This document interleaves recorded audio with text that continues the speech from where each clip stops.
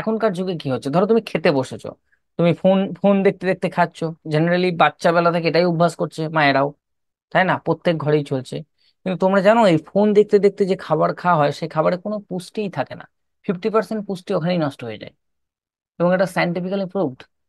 তুমি যখন খাবার খাচ্ছো তখন যদি খাবারে মন না দাও, তাহলে তোমার 50% ওখানেই নষ্ট হয়ে যাবে।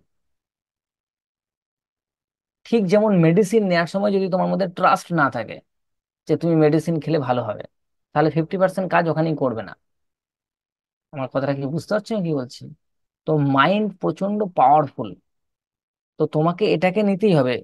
খেতে বসে ফোন ধরবো, খেতে বসে দেখবো, তাহলে হবে না।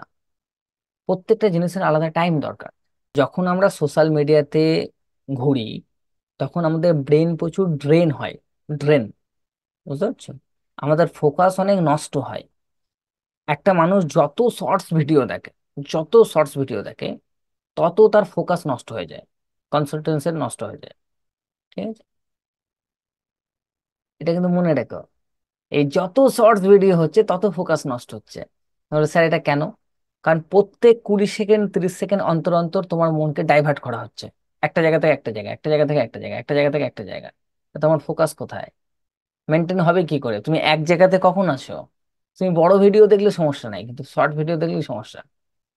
বুঝতে পারছো? ঠিক এই কারণে আমাদের পড়তে বসতে ভালো লাগে না। ঠিক এই কারণে তুমি বই নিয়ে পড়তে বসো, দেখো তুমি বেশিক্ষণ বসে থাকতে পারো না কেন? এই কারণে।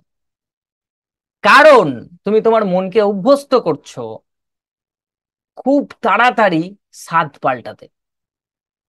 ইয়েস।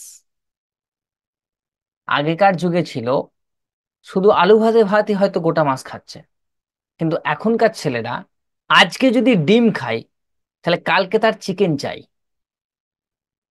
ঠিক, কালকে এইটা রেঁধেছিল আজকেও এটা। Test change. এমনকি এবেলা ওবেলা তো চেঞ্জ, তাই না? চেঞ্জ। 30 সেকেন্ড বাদ বাদ তুমি চেঞ্জ চাইছো তোমার মুডে, 30 সেকেন্ড বাদ বাদ। তাহলে কি করে 30 সেকেন্ডে তোমার মন বসবে? আর কি করেই বা 30 সেকেন্ডে তুমি কিছু বড় কিছু করতে পারবে বলো তো? পারবে? পারবে না। এই জন্যই ফোকাস হারিয়ে যাচ্ছে।